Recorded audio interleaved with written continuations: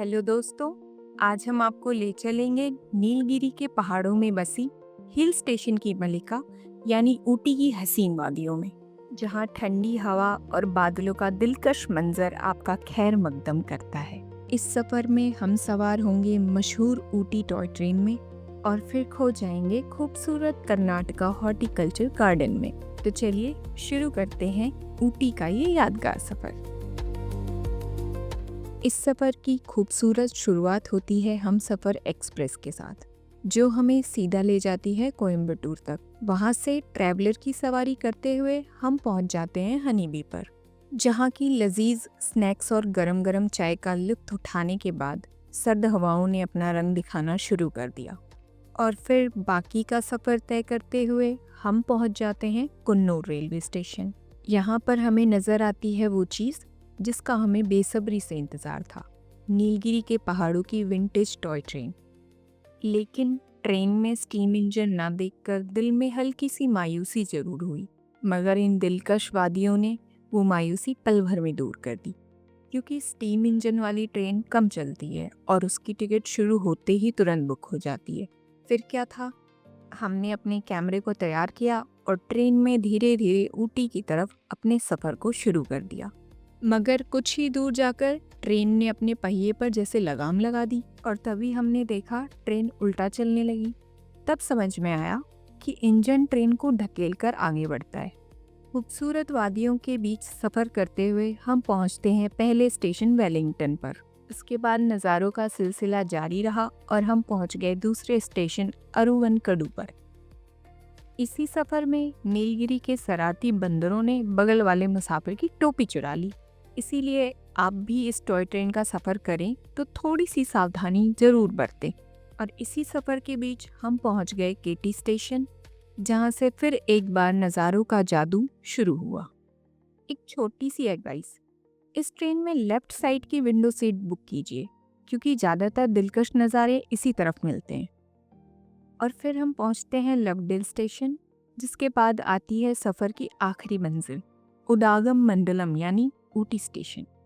Station पहुंचते ही आपको एक सेलिब्रिटी जैसी फीलिंग आएगी, क्योंकि हर कोई इस खूबसूरत ट्रेन का वीडियो और तस्वीर बनाते नजर आएगा।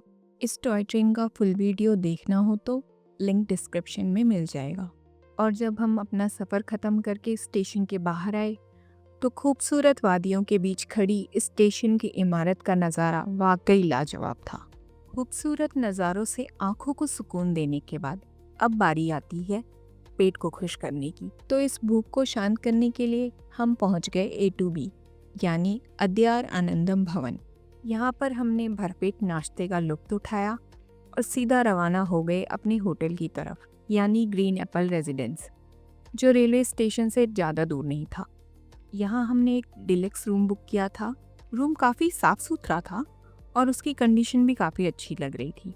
बाथरूम में गीज़र की सुविधा भी मौजूद थी। बस एक छोटी सी बात, रूम में ना फ़ैन था और ना ही AC, और अगर रूम हीटर का इस्तेमाल करना हो तो उसके लिए भी अलग से चार्ज देना पड़ता। इसलिए रूम बुक करते वक्त इन सब बातों का ध्यान रखिए। तो हम जल्दी से फ्रेश होकर अपनी अगली मंजिल की तरफ बढ़ गए, यानी कर्नाटका हॉर्टिकल्चर गार्डन की ओर। यहाँ के टिकट के प्राइस की लिस्ट आप स्क्रीन पर देख सकते हैं और पार्किंग का चार्ज अलग से लगता है। गार्डन के अंदर जाते ही आपका स्वागत खिलखिलाते हुए रंग बिरंगे फूलों से होता है। थोड़ा आगे जाकर गार्डन का सेंटर फोटोग्राफी पॉइंट दिखाई देता है, जो वाकई बहुत ही फोटोजेनिक है। इसके बाद कुछ बैंगनी रंग के प्लांट्स नज़र आते हैं, जिनका नाम तो हमें नहीं पता, लेकिन उनकी खूबसूरती दिल को खींच लेती है। आगे बढ़ते हुए पेड़ों की सुंदर कलाकारी मन को मोह लेती है। गार्डन में थोड़ा ऊपर जाते ही आपको ढलान पर की गई खूबसूरत बागवानी दिख जाती है।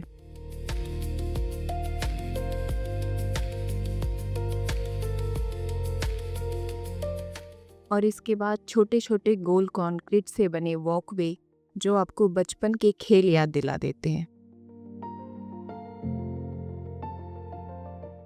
अब हम ऊपर से धीरे धीरे उतरते हुए सीधा ढलान की तरफ बढ़ने लगे।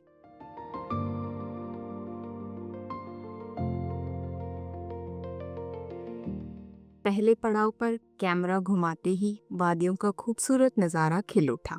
आगे बढ़ने पर कॉलोनियल स्टाइल में बनी 2 मूर्तियां नजर आईं और फिर थोड़ा आगे जाते ही पेड़ों से तराशा हुआ एक प्यारा सा इल्ली दिखा, जिसे देखकर चेहरा खिल उठा।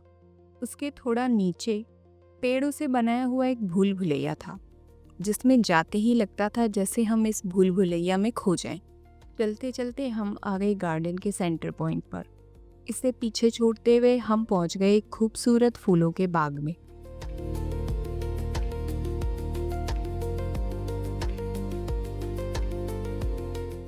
यहाँ फूलों की वैरायटी और रंग देखकर हम सच में दंग रह गए।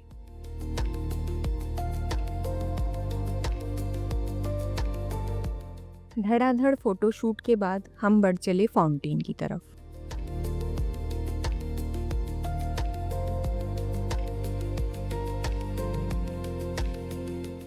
फाउंटेन के पास एक तालाब में रंग बिरंगी मछलियां तैर रही थीं और उनके बगल में कुछ बतख सर्द मौसम में धूप का मजा ले रहे थे।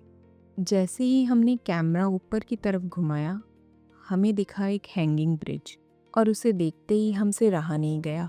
हम भी कदम से कदम मिलाते हुए ब्रिज का मुआयना करने निकल पड़े। बीच में पहुंचकर जब हमने कैमरा घुमाया तो पूरे गार्डन का दिलकश नज़ारा सामने था। नज़ारों का दीदार करने के बाद हम ब्रिज के आखिरी छोर की तरफ बढ़ गए।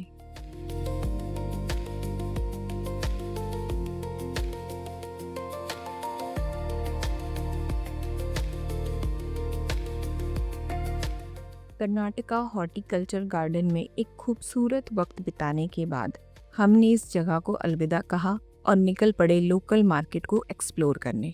रंग बिरंगी ताजी सब्जियों के बीच से गुजरते हुए हम पहुंच गए फास्ट फूड स्टॉल तक। यहाँ का लोकल स्ट्रीट फूड चखने के बाद मार्केट का थोड़ा और मुआयना किया और इसी के साथ डे 1 का सफ़र यहीं ख़त्म हुआ।